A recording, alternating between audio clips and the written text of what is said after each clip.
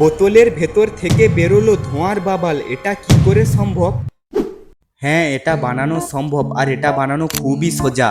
তো প্রথমে আমি একটা বাটিতে অল্প পরিমাণ জল নিয়ে নিলাম। এবার এই বাটিটার মধ্যে আমি এক প্যাকেট শ্যাম্পু নিয়ে নেব, আর শ্যাম্পুটা যে কোনো কোম্পানির হলে চলবে। আর এই শ্যাম্পু জলের মধ্যে দিয়ে দিতে হবে 1 চামচের মতন চিনি। আমি চামচে না দিয়ে একটু ট্রাই করলাম হাত দিয়ে, মানে হলো যে চিনিটা যে দিয়েছি মিক্সটা করার জন্য বললাম হাত দিয়ে। তো এরপর ধূপটা নিয়ে ছেঁকিয়ে দিতে হবে, মানে বোতলটার মধ্যে ধূপটা ছেঁকিয়ে বোতলটা ফুটো করতে হবে। এরপর বোতলের ভেতরে ঢুকিয়ে দিলাম ধূপ, যতক্ষণ না ধোঁয়ায় বোতলটা ভর্তি হচ্ছে। আর এখন বোতলটা ধোঁয়ায় পুরো ভর্তি হয়ে গেছে। তারপরে শ্যাম্পু জলের মধ্যে বোতলের মুখটা চুবিয়ে নিলাম, আর এখন ট্রাই করা যাক কি হয়। তো তার আগে প্লিজ তোমরা চ্যানেলের মধ্যে একটা লাইক করে সাবস্ক্রাইব করে দাও। তো বেরোচ্ছে বেরোচ্ছে বেরোচ্ছে বেরোচ্ছে, বেরিয়ে গেছে।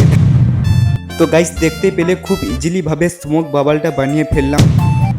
আর এটা বানানো খুবই সোজা, তোমরা দেখতেই পেয়ে গেলে।